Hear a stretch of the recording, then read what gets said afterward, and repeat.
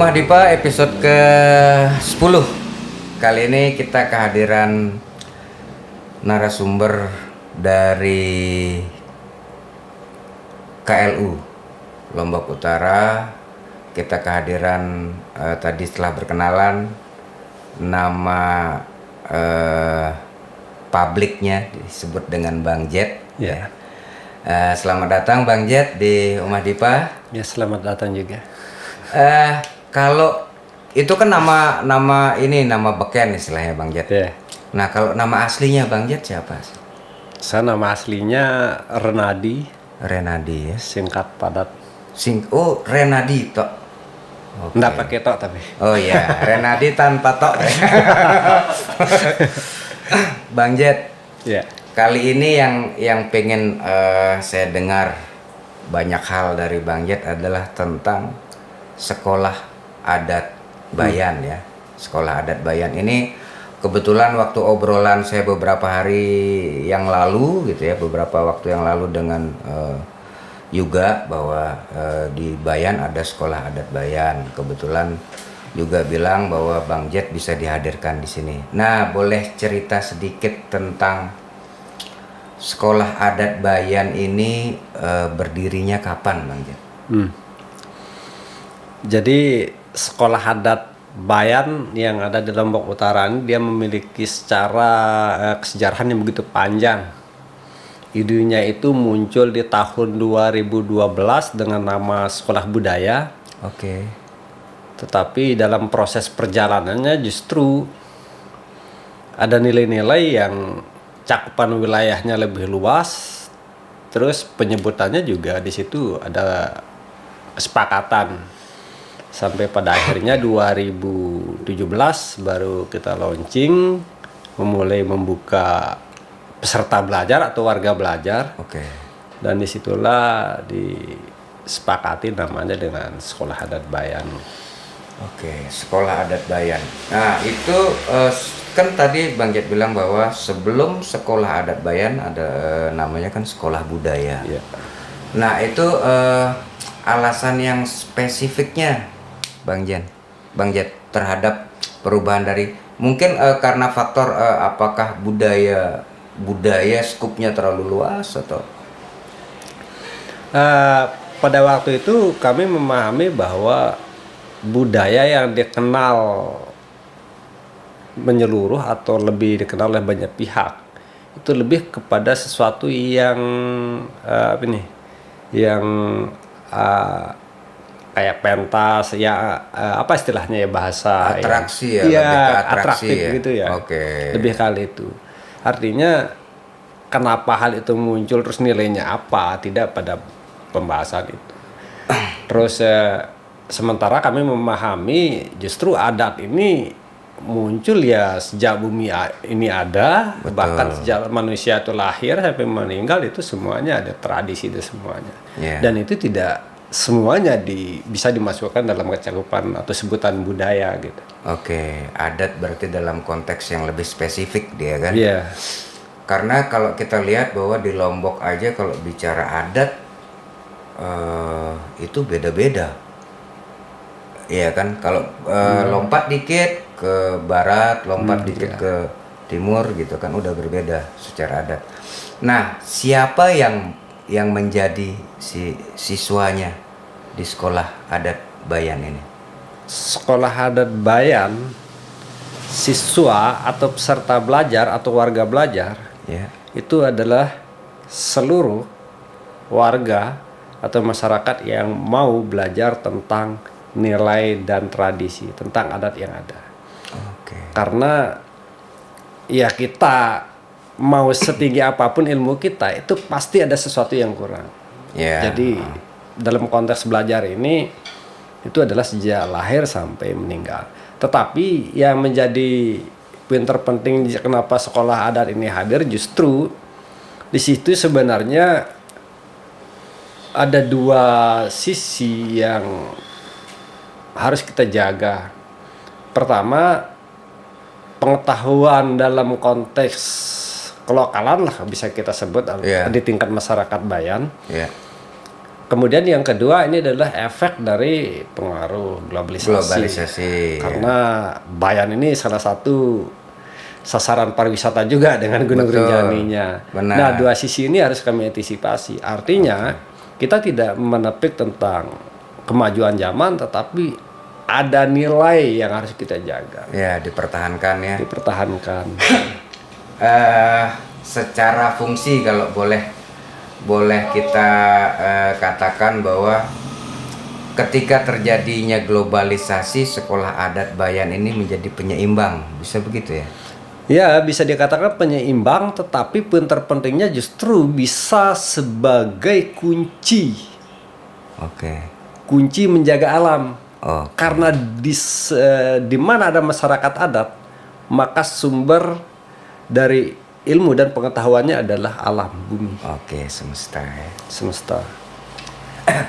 Berarti siapapun yang memiliki ketertarikan atau keinginan untuk Iya. belajar ya mereka boleh tergabung di situ. Nah, yang menarik juga Bang Jat bahwa saya mendapatkan informasi sekolah adat Bayan ini sudah memiliki kurikulum. Iya, betul. Nah, betul. ini satu hal yang menarik ketika Iya. bicara tentang sekolah secara universal ya, Iya. bicara tentang makna dari arti dari sekolah itu sendiri. Nah, kurikulumnya seperti apa Bang Jat kalau boleh diceritakan? Iya. Sekilas gitu tentang kurikulum. Jadi kita sudah launching 2017, kurikulumnya sudah terbentuk itu di tahun 2021. Oke. Berarti dia 5 lumayan jeda tahun ya. panjang, ya. Oke, prosesnya. Jeda panjang. Karena pada saat kita launching di 2017 itu kita coba cari informasi Oke. tentang kurikulum sekolah adat, Ya. tetapi tidak satu pun kami temukan. Termasuk dengan teman-teman Aman, kemudian teman-teman penggiat kebudayaan lainnya. Oke. Yang ada justru kurikulum sanggar. Oke.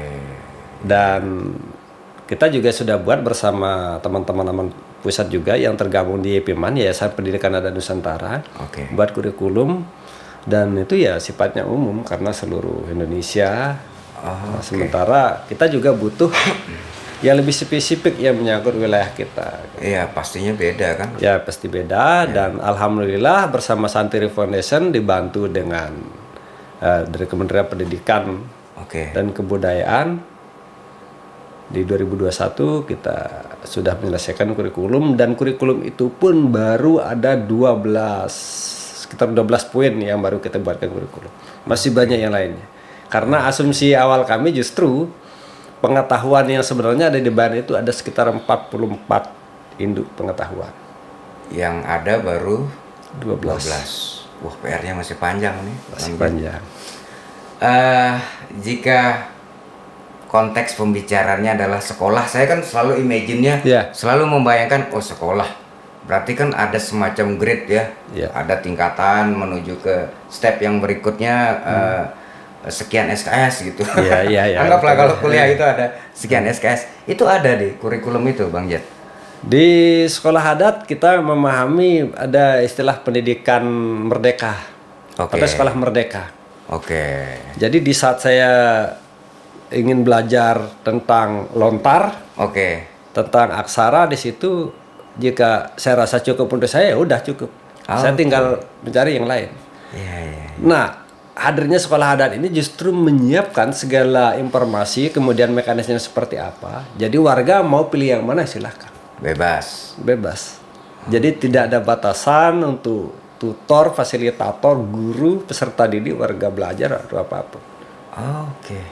Berarti kalau saya mulai sedikit memahami, semacam library ini ya, semacam perpustakaan yang dibutuhkan oleh masyarakat setempat lah, bilang begitu. Iya. Dan Begitu ya? perpustakaannya dalam bentuk manusianya, Iya. dalam bentuk alamnya, Oke. dalam bentuk buku, video, karena hal itu juga sudah kami lakukan dokumentasi beberapa. Wah, keren. Ya, ini informasi yang sangat menarik, bagus sekali. Karena yang sedang belakangan ini kan sedang banyak digaungkan, Bang Jat, bahwa kita harus back to root gitu. Balik lagi ke akar kita. Karena itu fenomena yang terjadi, betapa banyaknya kejadian-kejadian yang akhirnya menyadarkan Ya. setiap orang untuk coba kamu kembali lagi ke akar. Nah, menurut Bang Jet bahwa seberapa besar efeknya dari sekolah adat Bayan ini terhadap pemahaman masyarakat setempat untuk bicara tentang adat, Bang Jet? Nah, pada posisi ini untuk melihat efek itu, karena kan segala sesuatu yang kita rencanakan, yang akan kita lakukan, kita harus memiliki kayak model semacam apa ya, sebuah statistik untuk membuktikan bahwa ada perubahan dari sekolah ini. Data gitu. ya, Ya. itu data. Nah, hal ini kami targetkan itu ada di Gawe Alip, Oke, dan itu menyangkut seluruh elemen. ya, Makanya di sini dalam posisi ini kita bagi menjadi paling tidak ada 3 kelompok gerakan. oke, Yang pertama itu adalah gerakan bagaimana mengembalikan aset-aset adat, dan ini kami bekerja sama dengan NGO karena berbicara dan tradisi, kalau fisiknya nggak ada ini berarti sekedar teori gitu. oke, Nah, ini kami sedang perjuangkan. ya, Kemudian bagaimana tentang ini pondasi dari pengetahuan ya. masyarakatnya. Nah, Karena kalau masyarakatnya nggak paham tentang itu, bagaimana mau melakukan sebuah ritual? Karena ritual itu terakhir dilaksanakan di 1945. 1945. Iya. Setelah itu? Nggak pernah. Oke. Dan yang selanjutnya adalah sistem ini komunikasinya, artinya keterhubungan antar pihak. Oke. Dan ini kami banyak kerjasama sama Aman juga di situ. Oke. Nah, 3 poin ini. Nah, sekolah adat itu memberikan pengetahuan terhadap seluruh elemen karena dia akan berbeda. Struktur adat atau pejabat adat aktif yang saat ini, karena mereka diangkat berdasarkan garis keturunan, bukan berdasarkan pengetahuan. Iya. Jadi ini bagaimana mekanismenya, caranya supaya dia paham tugas dan fungsinya. Oke. Kemudian di struktur adat yang lain juga harus seperti itu. Nah, disitulah ada sekolah adat. Terus generasi muda perannya apa? Terus anak-anak di situ perannya apa? Nah, di sini sampai pada target kita kan di saat ini sebenarnya tahun alif, tapi untuk melaksanakan tahun ini nggak bisa. Berarti nunggu 8 tahun lagi. Nunggu 8 tahun lagi. Dan itu di tahun 2029. Wah, panjang ya. Panjang. Ya, oke. Dan untuk memahami alif ini saja itu baru banyak dikenal banyak pihak sekitar 3 tahun yang lalu, 1 tahun sebelum terjadi gempa. Kalau sebelum itu, kalaupun tahu alif, ya tahunya alif di Al-Quran. Oke. Nah, tapi bagaimana gawe alif itu tidak banyak yang tahu. Oke. Nah, di sini semua elemen coba kita hubungkan keterkaitannya apa segalanya. Ya. Dan 2029 jadi situlah catatan poin, karena kalau gawe alif ini terlaksana, maka sekolah adat di situ ambil peran. Ambil peran. Dan itu akan dievaluasi lagi. Oke. Kalau secara dalam pengertian yang lebih universal, Bang Jet, tentang gawe alif ini, Ya. itu apa ininya? Pengertiannya? Kalau informasi yang kami dapatkan dari orang tua, gawe alif ini itu adalah ritual bumi. Ritual bumi. Oh. Jadi meremajakan bumi. Oke. Termasuk gempa yang kemarin itu mengembalikan Fungsi. pemikiran para orang tua kita, Oke. karena bumi ini sudah begitu tua. Ya. Karena seharusnya dalam sekali 8 tahun itu harus diremajakan melalui prosesi gawe alif. Ya, itu fungsinya dari si gawe alif ini ya. Iya. Oke, penting banget berarti, Bang Jet. Iya. Iya, sangat penting itu. Dan itu gawe alif ini merupakan bentuk fisik dalam sebuah seremonial dari kata daya. Oke. Daya itu adalah gunung. Sebenarnya masyarakat seluruh Lombok itu sudah sepakat bahwa gunung ini adalah daya. Oke. Daya ini adalah pengetahuan dari segala pengetahuan makhluk hidup, khususnya manusia di Lombok ini harus sumbernya dari sana. Oke. Dan terrealisasikan dalam sebuah seremoni atau ritual yang disebut dengan gawe alif. Sehingga pada saat gawe alif, seluruh pejabat adat aktif di Lombok itu hadir, diundang. Oke. Gawe alip ya. Ya. Wah itu saya langsung membayangkan itu gawe besar itu. Ya, Iya kan? itu besar. Itu persiapan 2 tahun, ritual inti 1 tahun, 3 tahun. Gila. Dan itu jelas fungsi dan manfaatnya sangat besar itu. Jelas kalau dari uraiannya Bang Jat bahwa ini konteksnya adalah memperbaiki, meremajakan bumi yang efeknya adalah ke semesta, itu kan sangat penting peran itu si gawe ini gitu. Nah Bang Jat, dengan ketika berbicara bahwa peran dari sekolah adat ini, kalau saya bisa membayangkan adalah sangat penting gitu ya. Nah, apakah sebelum ada sekolah adat ini pernah ada satu momen atau kejadian yang akhirnya memutuskan bahwa harus ada sekolah adat, atau memang ada pemikiran-pemikiran yang sebelumnya mengendap dari generasi-generasi sebelumnya, atau dasar apa ini? Ini sih sebenarnya Urgensinya Iya. sekolah adat Bayan. dasar dari kenapa pemikiran ini muncul itu sebenarnya ada guru saya Pak Rianom Oke. sebagai ketua di lembaga Pranata di Gubuk Karangbaju, dan saya waktu itu sekretaris. Di situ sebenarnya kegelisahan itu muncul. Sehingga dalam ritual ada salah satu ritual teknotik Daya. Nah disitulah dilibatkan banyak anak-anak muda. Oke. Karena kesejarahan panjang yang dulunya, ya mau nggak mau bahwa Lombok ini pernah ada penguasaan Bali, Iya, juga Karangasem oke. di situ. Iya, Jadi di history. situ akan membuat karakter yang yang bisa dikatakan ya agak-agak takut juga selalu muncul, sampai muncul kesan bahwa yang boleh ikut adat itu hanya orang-orang tua gitu. Oke. Nah, sehingga pada perjalanan selanjutnya justru kok ada beberapa ritual atau seni atau sifatnya kegiatan masyarakat adat justru anak muda nggak tahu gitu, ini kenapa gitu kan. Nah disitulah muncul ya, karena mereka nggak dilibatkan. Di saat mereka sekolah di sekolah formal tidak mempelajari tentang itu gitu. Nah di situ awal mula muncul ide ini. Oke, berarti atas dasar melihat kondisi berarti ya. Iya. Menganggap bahwa sekolah adat Bayan ini sudah penting, untuk kepentingannya adalah mencetak si generasi yang berikutnya berarti ya, untuk lebih paham kepada itu ya. Dan kita juga di teman-teman penggerak ini sebenarnya ada teman-teman yang di sekolah juga, sekolah formal. Oke. Ada teman saya satu juga dosen.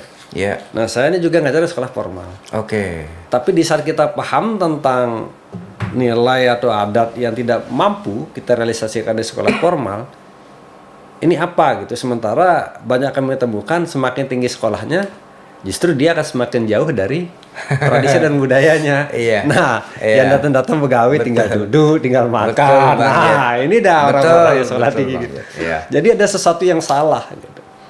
Nah, sementara di saat dia punya acara, kan yang dibutuhkan ini tenaga dari tetangga apa segalanya. Oke. Jadi, wah, ini ada sesuatu yang miss gitu dari pengetahuan pendidikan kita gitu. Iya. Berarti kalau boleh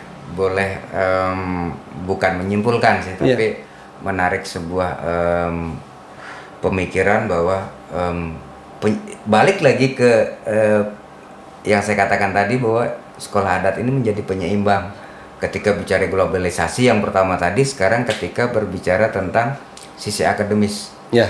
Yang ketika semakin tinggi pendidikan si masyarakatnya, ininya agak terlupakan gitu.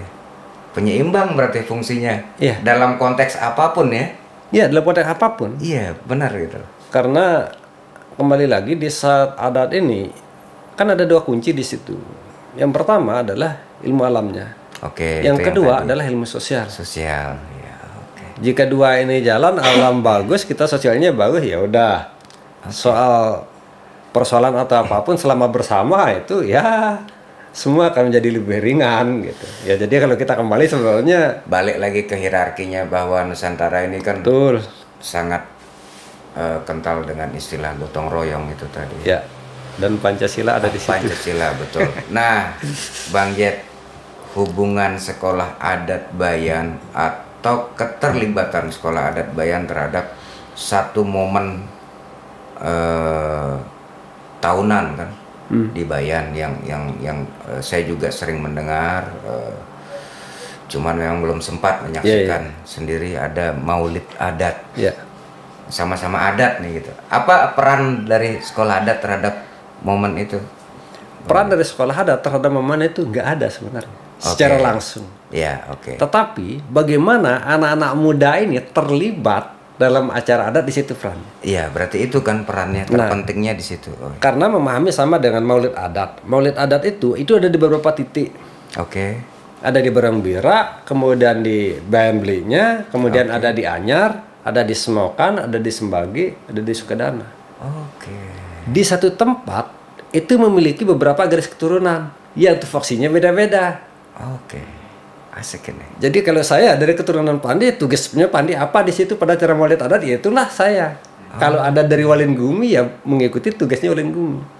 Dari satu kelompok komunitas kecil ini, dia memiliki garis keturunan masing-masing dan memiliki tupoksi masing-masing. Oke. Nah, poin kita dari sekolah adat, dia paham dia garis keturunan yang mana. Kalau pas acara, dia harus memahami apa yang dilakukan oleh orang tuanya, Oke. oleh keturunannya. Jadi di sini mengembalikan pada tupoksinya. Jadi sekolah adat ini tidak dia harus belajarin enggak. Oke. Oke. Karena memahami ilmu dunia itu tidak mampu dipahami oleh satu manusia. Betul. Betul. Iya, saya setuju kalau itu. Berarti yang tadinya saya bayangkan bahwa sekolah adat Bayan itu memiliki kelas gitu yang ada di pikiran saya tadinya gitu, kelas punya murid sekian di grade sekian grade. Maklum kan saya nggak tahu. Nah begitu Bang Jet menjelaskan seperti itu, oke, paham saya gitu, mulai paham bahwa ternyata perannya itu lebih kepada sebagai balancing itu tadi. Tapi kelas itu juga ada. Oke. Tadi kan itu ritual nih. Iya, iya, iya. Karena itu kan spesifik masing-masing garis keturunan. Oke, Dan nah masing-masing yang terkait dengan kelas nih. kelas ini kayak lontar, kan bisa dikelompokkan itu lontar. Oke. Kan umum dia sifatnya. Iya, iya, iya, iya. Udah yang mau belajar lontar mari. Kumpulah menjadi satu kelompok Ada yang mau belajar. yang gitu. ngajarin di situ. Ya? Ada di situ. Oke. Nah di situ sih spesifik dari tutor guru karena kita agak wanti-wanti dengan bahasa tadi. Karena terkesan guru itu semuanya bisa gitu kan. Oh ya. Nah ada sebutan tutor, fasilitator atau apa Iya, istilahnya iya, di situ. iya. Ada 3 poinnya yang harus nih. Kalau lontar kan ada yang mengajarkan menulis, Oke. kemudian ada yang mengajarkan untuk nembangnya, bacanya, Oke. kemudian ada yang mengajarkan untuk translate-nya atau penerjemahannya di situ. 3 poin ini untuk yang lontar. Yang lontar. Nah, selain itu Bang Jet, ada apa lagi kelas-kelasnya? Selain lontar yang ada mentornya lah bilang begitu. Nah, di sini kan ada kayak seni Oke. lokal. Cuman sayangnya kalau kurikulumnya tentang seni ini belum kita buat karena ya bisa dikatakan nggak terlalu urgent. Kenapa nggak terlalu urgent? Saat ini sedang muncul banyak seni-seni sebagai tontonan lah untuk kemasan untuk ini pariwisata dan sebagainya. Oke. Nah, yang lainnya juga ada yang ini tentang pertanian dan kebumian. Oke. Nah, pertanian kebumiannya kita tahu bahwa sebagian yang kita makan saat ini itu untuk kebutuhan perutnya, tapi sebagian kita menerima penyakitnya. Gitu. Oke. Karena begitu banyak tanaman yang mengandung ini kimia. Ya. Karena dari pupuk dan lain sebagainya. Gitu. Ya, ya. Nah, sementara di masyarakat adat itu ada sebutan yang selalu booming itu adalah waktu telu. Oke, itu saya Ada sebutan sering yang dengar itu. di orang tua kita waktu telu, metu telu. Dan itu justru adalah filosofi bagaimana menjaga alam. Yang beranak, bertelur dan tumbuh. Nah, menganak, menteluk, mentiuk. Anak menteluk mentiu. Oke. Nah, ini kan 3 unsur makhluk hidup yang mengisi bumi ini, yang mengalami perkembangan. Oke. Jadi kalau tiga-tiganya terjaga, maka kehidupan ini akan lestari. Kenapa lestari? Karena siklusnya tetap jalan. Oke. Nah, baik yang terlihat maupun tidak, baik yang amuba atau yang tidak bisa terlihat dengan mata sendiri. Ya. Dan ini bisa dicek keberadaannya pada salah satu tempat yang masuk dalam kategori bumi dalam yang saat ini menjadi lahan pertanian, itu Bakat Bayan. Bakat Bayan. Dan di situ tidak boleh menggunakan mesin. Oke. Karena ada siklus kehidupan, itu termasuk bumi dalam. Oke, organik dia di situ. Nah, di situ ide pemikirannya, dasar pemikirannya itu. Tetapi begitu ya program atau pemerintah termasuk kalau saya ingat dulu waktu masa kecil itu kan bagaimana lahan sekecil mungkin bisa menghasilkan hasil sebanyak mungkin. Dan itu ada unsur pemaksaan. Akhirnya kimia masuk kan. Ya, oke. Nah, itu juga menjadi kelas kita saat ini. Jadi bagaimana pertanian kembali kepada ya organik, dan itu sangat erat hubungannya dengan tatanan nilai lokal. Nah, kemudian hal yang lainnya juga kita tidak bisa pungkiri berbicara tentang ini pariwisata. Oke. Karena kalau kita tidak masuk di situ, maka kita akan saling lawan dengan pariwisata dan melawan pariwisata globalisasi, dan itu nggak mungkin. Tapi justru bagaimana kita masuk ke pariwisatanya, justru nilai-nilai inilah yang kita masukkan ke pariwisatanya. Iya. Jadi di saat ada orang menontonkan yang atraktif apa dan sebagainya, yang kita yang memunculkan sesuatu yang nilai-nilai itu tadi. Iya. Jadi Nilai si adat ini tadi ya, local wisdomnya yang dimasukkan ke situ. Jadi tamunya kita arahkan ke kita supaya dia tahu cara kita hidup, bagaimana kita menjaga alam, bagaimana kita menjaga hubungan sosial. Oke, siklus hidup yang ditawarkan kepada si wisatawan untuk gini loh di sini.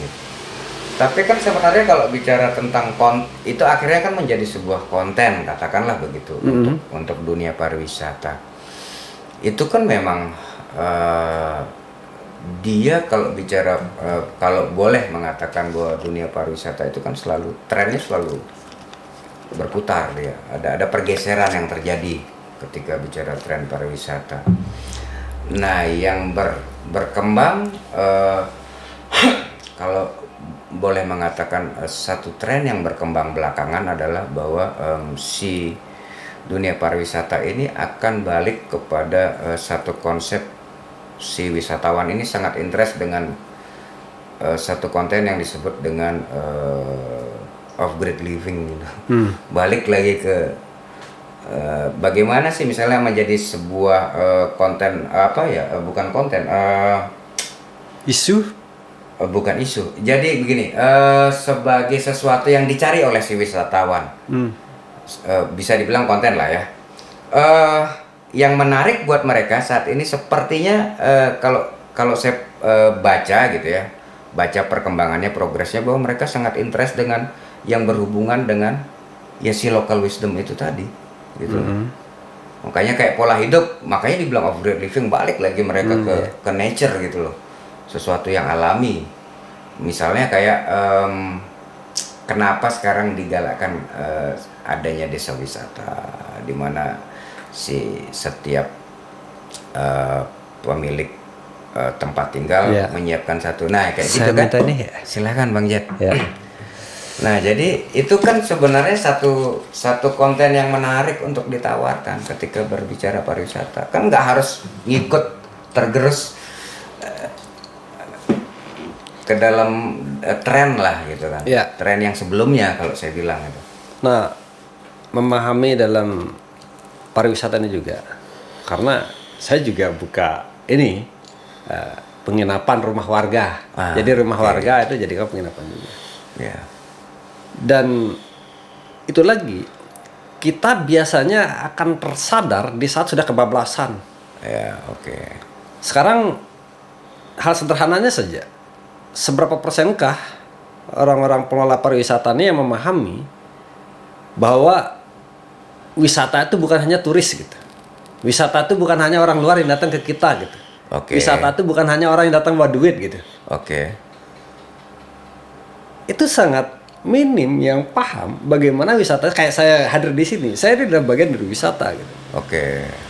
Artinya kehadiran seseorang yang hadir ke kita, saling berbagi dan sebagainya dari wisata.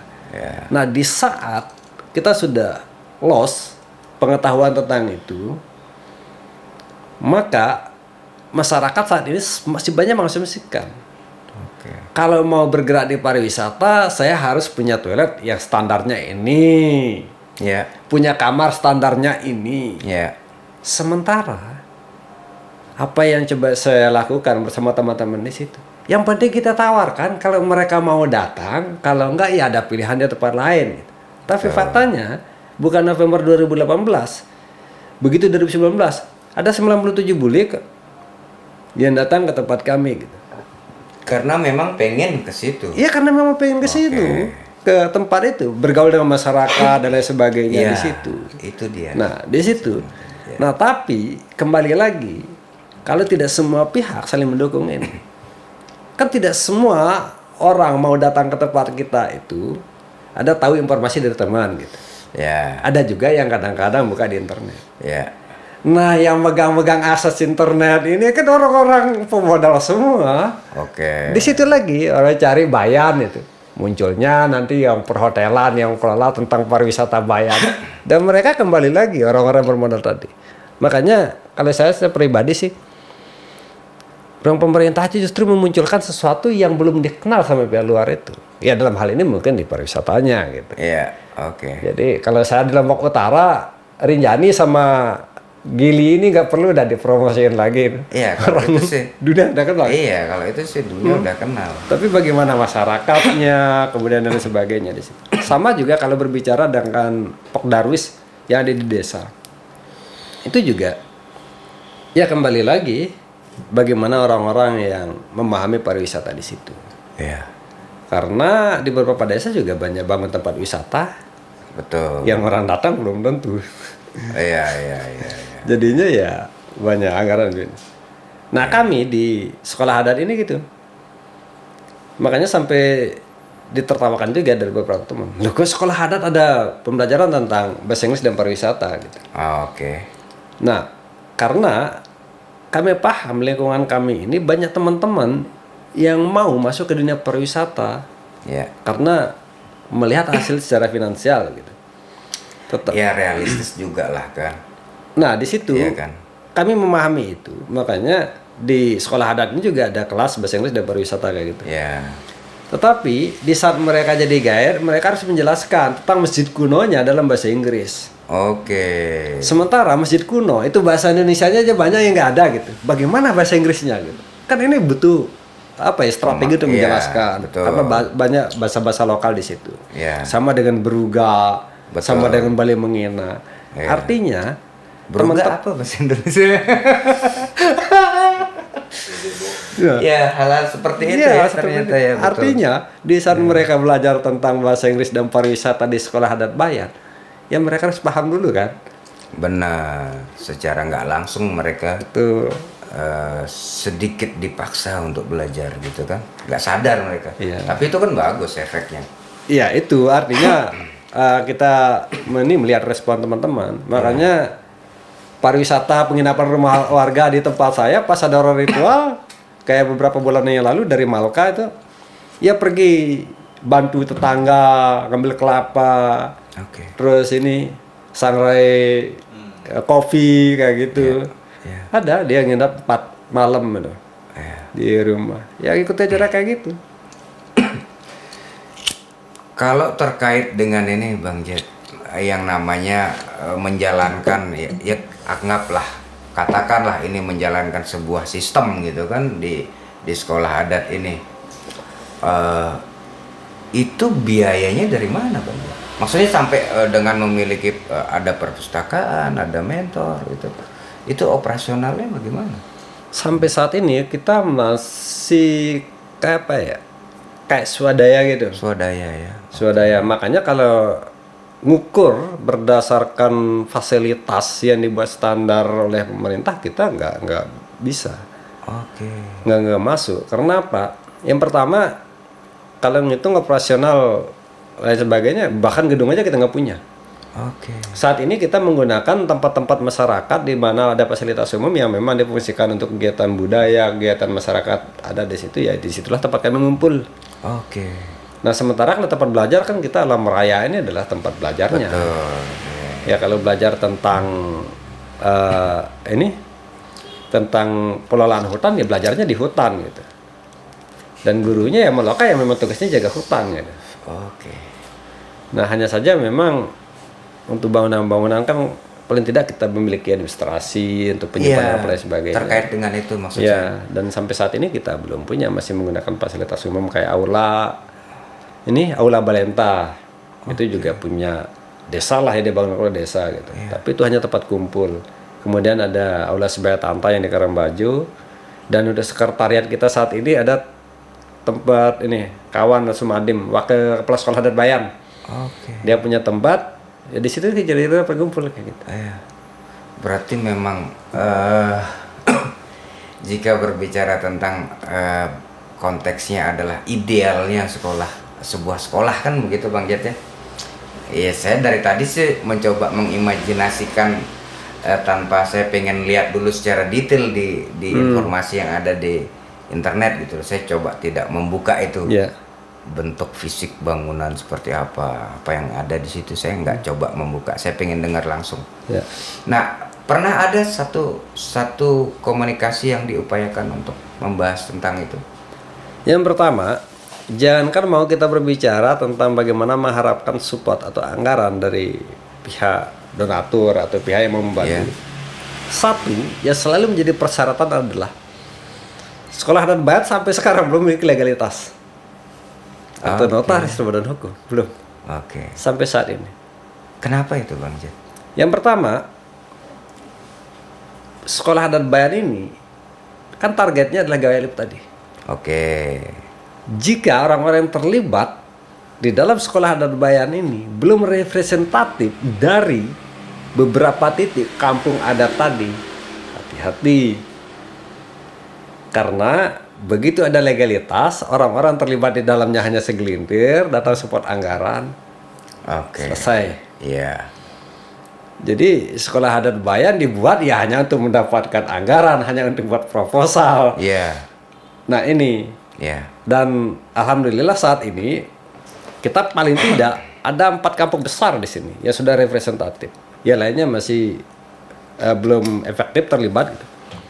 Tapi pada akhirnya nanti ya memang harus. Ya, karena jika kita berbicara tentang bahwa dari kacamata saya Bang Jan, melihat bahwa ini kan perannya sangat penting gitu terhadap generasi-generasi yang berikutnya sih kalau sekolah adat Bayan ini terkait dengan apa yang mereka bisa dapatkan. Contohnya baca lontar itu kan, wah itu udah satu hal yang sangat langka kita jumpai. Ada yang mau mengajarkan dan ada yang mau belajar. Jangankan ada yang mau ngajar gitu, yang belajar sekarang udah, yang mau belajar itu udah bisa Sangat sedikit yang mau belajar. sangat sedikit. Nah, sementara di Bayan ada itu gitu loh. Ini kan menarik kan, gitu. Ya betul menarik, tetapi ada sebuah apa ya, strategi lah bisa dikatakan atau pemahaman yang lebih mendalam bagaimana memahami situasi ini. Oke. Hal sederhananya, kalau seandainya tidak terjadi gempa Lombok 2018, mungkin tidak ada lagi orang yang mau melihat bagaimana arsitektur lokal. Tidak ada lagi orang yang mau melihat bagaimana si baca lontar dan lain sebagainya. Itu karena itu ya berarti. Iya, artinya bahwa salah juga mungkin kalau kita bersyukur adanya musibah itu. Tapi paling tidak, alam sudah menunjukkan bahwa kamu sudah melupakan di mana bumi yang kamu pijak. Oke. Karena di situ yang selalu kita cetuskan adalah warga kita atau tetangga kita atau saudara kita yang 400 jiwa lebih meninggal di Lombok Utara itu disebabkan oleh gempa atau oleh bangunan. Dan itu nggak perlu dijawab, silahkan dicerna sendiri. Gitu. Ya. Sampai pada akhirnya di situ muncul pertanyaan, oh iya karena bangunan. Lantas bangunan yang manakah yang pas gitu? Walaupun pada catatan perjalanannya memang meskipun masyarakat ingin bangunan lokal ternyata susah juga kan. Ya. Tapi paling tidak di kepala kita tertanam bahwa ada sesuatu yang memang harus kita kembali gitu. Ya, back to itu tadi, back to root itu tadi. Balik lagi ke akarnya. Oke, ada sesuatu yang ingin ditanyakan oleh Kang Yoga atau Mela? Apa tadi Mela ini ya tentang apa skripsinya tadi kita ngobrol. Santai aja ini kayak apa ya?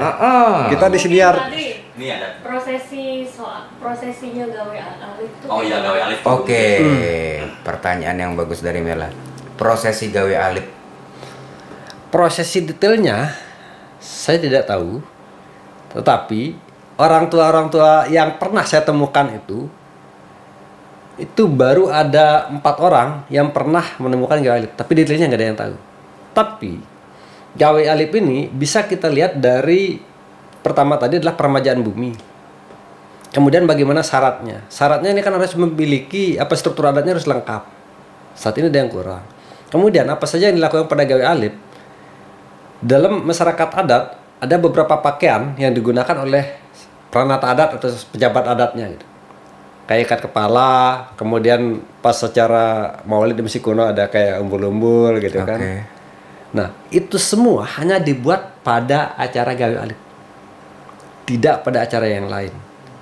Dan setiap kapas yang digunakan pada pembuatan perangkat yang tadi, itu ditanamnya itu harus melalui prosesi adat oleh peranata adat yang memang tugasnya di situ.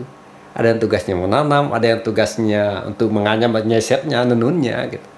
Kemudian ada begitu jadi kagungan, ada yang tugasnya pada finalisasi di situ.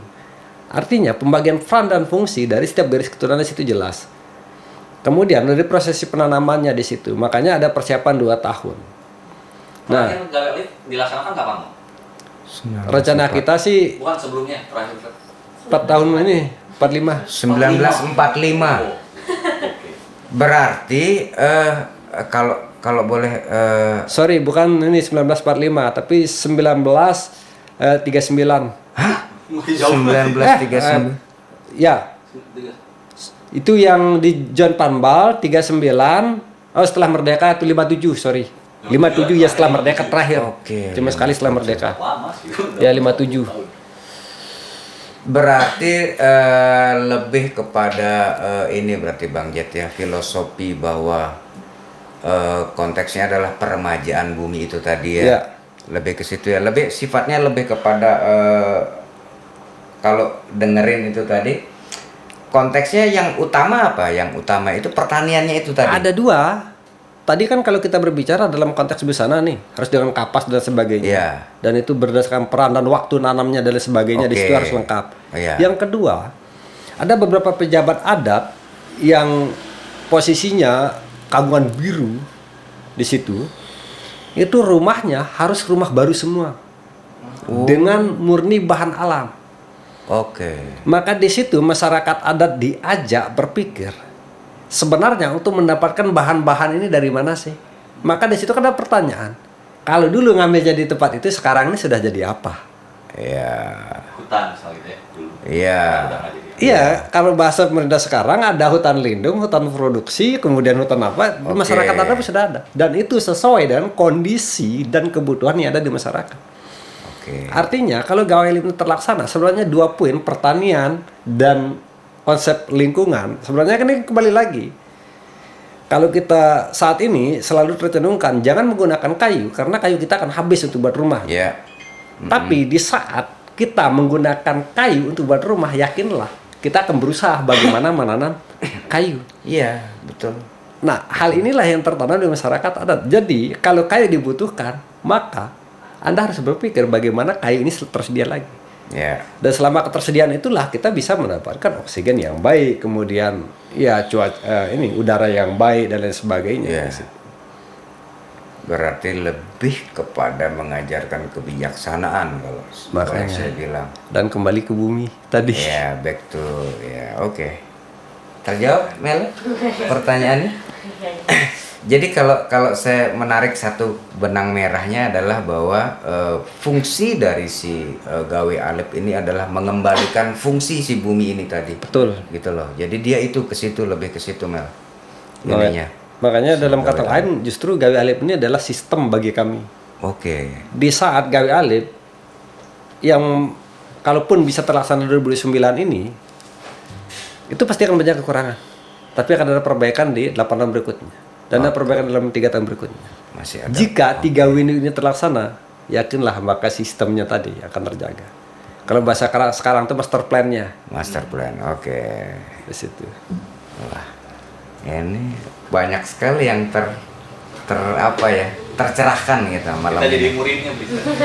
Sekolah. Nah, termasuk Iya. sekolah adat ini bisa saja tidak serumit apa yang kita bayangkan sekarang. Oke. Begitu sistemnya sudah jalan, semua prosesnya sudah jalan, perannya sudah jelas, kan nggak perlu mereka sudah lihat langsung, terlibat langsung. Betul. Bisa saja sekolah adat ini hanya belajar tentang bagaimana sih menjaga apa istilahnya generasi saja supaya selalu terlibat itu. Ya pokoknya di situ Iya, saja. iya, Tapi kalau ini semua jalan. Gitu. Berarti pemikiran mungkin bagi sebagian orang teman-teman yang ketika belum mendapat penjelasan Bang Jet juga mungkin akan bertanya-tanya tuh bingung juga mereka sekolah adat Bayan. Wah macam-macam perspektifnya si ini yang mendengar istilah itu, mendengar kata sekolah adat Bayan gitu. Mereka termasuk saya gitu awalnya pikirannya macam-macam, ada kelasnya bagaimana, siapa mentornya, muridnya berapa, kayak gitu kan. Ya mainstream banget sih mikirnya kalau saya gitu. Tapi ternyata oke, udah banyak saya dapat penjelasan dari Bang Jet bahwa seperti itulah adanya sekolah adat Bayan. Nah, ketika tadi saya tanya tidak terpikir untuk dalam konteksnya adalah legalitas atau ada satu support yang masuk, Bang Jet mengatakan sebenarnya lebih kepada menjaga fungsi dari sekolah adat Bayan itu untuk sampai saat ini ya. Gitu. Tapi kedepannya ada rencana untuk Oke, dan konteks ini itu. erat hubungannya sama proses yang saat ini kita lakukan dalam Lombok Utara. Di tahun 2020 itu sudah keluar Perda Pengakuan dan Perlindungan Masyarakat Hukum Adat nomor 6. Oke. Itu tahun 2020. Dan di tahun ini dibentuk oleh pemerintah Kabupaten Lombok Utara itu tim identifikasi dari keberadaan masyarakat hukum adat ini. Oke. Dan hasil identifikasi inilah yang akan diverifikasi oleh tim. Ya. Nah, hasil verifikasi ini baru akan keluar dalam bentuk SK Bupati kah atau dalam bentuk peraturan Bupati tentang penetapan masyarakat hukum adat. Oke. Di saat masyarakat ini sudah ditetapkan, maka di situ akan menjadi catatan adalah masyarakat adat Bayan ini sampai batas manakah wilayahnya. Oke. Itu baru. Maka ruang lingkup dari sekolah adat Bayan ini pun akan mengikuti itu. Oke. Karena pada idealnya sih sebenarnya harus provinsi. Ini juga mungkin ya harapannya mudah-mudahan banyak yang dengar lah nanti. Ya, semoga. Terutama dari Semoga. pemerintah. Karena berbicara Bayan itu justru dari Talbalu yang ada di Lombok Timur sampai dengan Menangarduh yang ada di Lombok Barat, perbatasan Lombok Utara dan Lombok Barat. Itu adalah kedaulatan Bayan. Artinya kalau mengembali kepada kesejarahannya sebenarnya tadi Wilayahnya. Cuman wilayahnya. Oke. Cuman kan secara administratif pemerintah Kabupaten Lombok Utara hanya bisa mengeluarkan dari batasan wilayahnya. Ya. Nah, kalau provinsi mungkin iya. Ya. Nah, tapi paling tidak untuk saat ini ya kita akan mengacu pada keputusan yang ada di Lombok Utara. Nanti hasil penetapannya. Karena cakupan wilayah dari sekolah adat Bayan juga akan mengikuti itu. Oke. Nah, dalam konteks perumusan dari si perda yang akan dibuat itu tadi, berarti kan harusnya idealnya teman-teman yang ada di sekolah adat Bayan juga dilibatkan berarti di situ dalam perumusan ya. Ya. Itu sudah ada ininya. Jadi munculnya perda tentang pengakuan dan perlindungan masyarakat hukum adat ini justru idenya itu dari teman-teman di sekolah adat Bayan. Oke. Cuman kita tidak mau apa istilahnya Mempublish itu iya, lah ya. mempublish itu supaya terkesan kok sok pahlawan kita ini Iya, seolah-olah perda itu kita. Tapi idenya muncul di situ. Oke. Begitu deal sama Pemdanya dikerjakan bareng-bareng Oh, iya. masyarakat di situ. Ya, itu yang langsung ada di kepala saya tadi. Apakah karena kan kadang begini kejadiannya, Bang Jet. Ya tidak di semua lokasi bilang dikatakan ketika menyusun satu perda melibatkan elemen yang memang seharusnya dilibatkan. Iya. Idealnya kan begitu. Nah ini sangat adem ketika Bang Jet mengatakan bahwa oke, ternyata memang dari situ asal muasalnya rumusannya gitu kan. Bahkan Nah, ada itu salah bagus. satu tantangan juga yang sudah kami persiapkan. Sebenarnya sih ada lembaga yang namanya Majelis Pengembangan Adat Bayan. Ini kayak lembaga penghubungnya. Majelis Pengembangan Adat Bayan. Majelis Pengemban Adat Bayan. Pengemban. Ya, Oke. Pengemban Adat Bayan. Ya, ya. Nah, dia akan sinkron nanti ada 3 elemen. Satu, peranata adat yang memang ori yang dari dulu. Oke. Artinya tua loka kita yang mengikuti itu. Ya. Yang kedua ada mapan, yang ketiga ada SAB. Pranata, mapan, SAB. Mapan ini itu hubungan antara masyarakat dengan eksternalnya dari mapan. oke. Karena peranata adat kita ini ya fokus pada tugas dan fungsinya berdasarkan orang tua dulu. Oke. Hanya saja mapan ini itu direkomendasikan oleh pejabat adat yang aktif di peranata adat. Pranata adat. Dia akan mengutus orang dari di sini, dia yang berhak memberhentikan. Tapi hal ini itu lembaganya sudah terbentuk, tetapi proses bagaimana legitimasi dari orang yang ada di mapan ini belum. Oke. Dan itu akan mengacu pada cakupan wilayah tadi. Jadi ada yang pejabat orinya peranata adatnya, kemudian ada yang ngurus eksternalnya berbicara tentang lain sebagainya, ada mapannya. Yang khusus bicara tentang pendidikannya ada SAB-nya. Oke. Di situ. Mapan nih humasnya lah ya. Iya.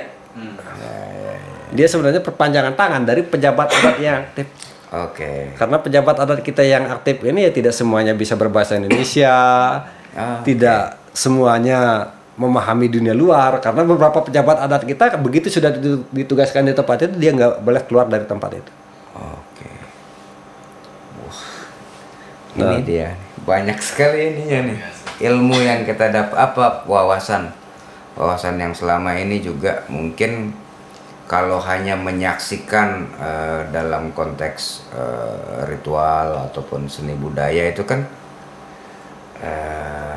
kalau boleh kita bilang kulitnya kan itu. Betul, seremonialnya Nah, di situ. Itu kulit itu.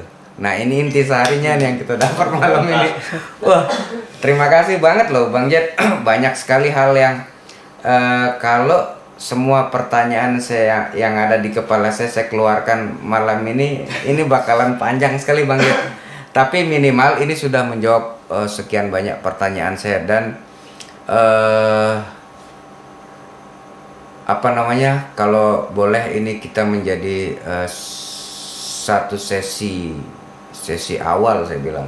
Ya. Semoga ada lagi kita kesempatan untuk Bang Jet bisa hadir lagi entah kapan lah kan. Iya, bisa-bisa Karena saja. masih banyak sekali pertanyaan saya, cuman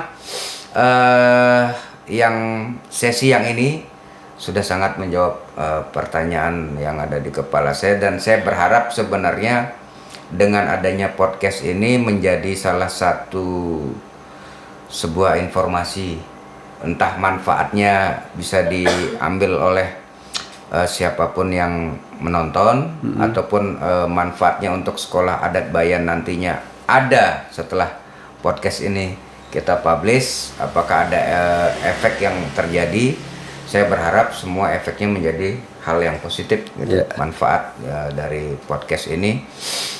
Dan jika mengambil sebuah kesimpulan dari obrolan kita malam ini bahwa sekolah adat Bayan adalah fungsinya membalans dalam segala konteks yang terjadi di masyarakat dan semesta yang di sekitar area Bayan itu sendiri.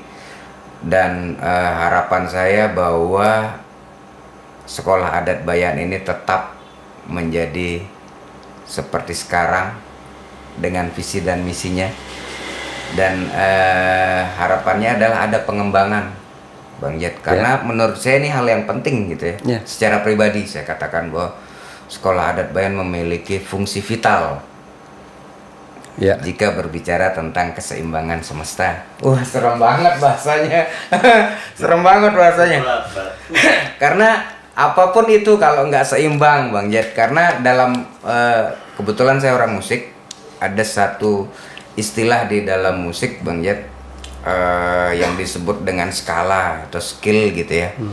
Ternyata ada saya pernah mendapat satu hal dari dosen saya dulu almarhum. Dia menemukan satu skala yang mengatakan bahwa skala itu yang paling seimbang dari sekian ribu skala yang Betul. pernah dipelajari. Nah, untuk mencapai atau mendapatkan sebuah rumusan akhirnya menemukan yang seimbang itu kan butuh proses. Nah, yang saya lihat bahwa sekolah adat ini seperti mungkin sebentar lagi akan mencapai itu Bang Jet. Ya mudah-mudahan. Iya, Mudah-mudahan. harapannya adalah dia tidak berhenti Bang Jet gitu loh. Tetap ada ini penyeimbang nih Bang Ya, Jet. betul. Karena gini, hal-hal seperti ini kita jarang jumpai Bang Jet. Ya. Nah, ini seperti rezeki buat saya pribadi bahwa Bang Jet bisa hadir memberikan informasi wawasan baru buat saya dan semoga ini bermanfaat buat semua yang menonton. Sampai jumpa lagi di podcast di sesi berikutnya. Sekali lagi terima kasih banyak Ya, Bang Jet sama-sama. sudah hadir di Omah Dipa. Semoga ada manfaatnya untuk kita semua. Oke. Ini dulu.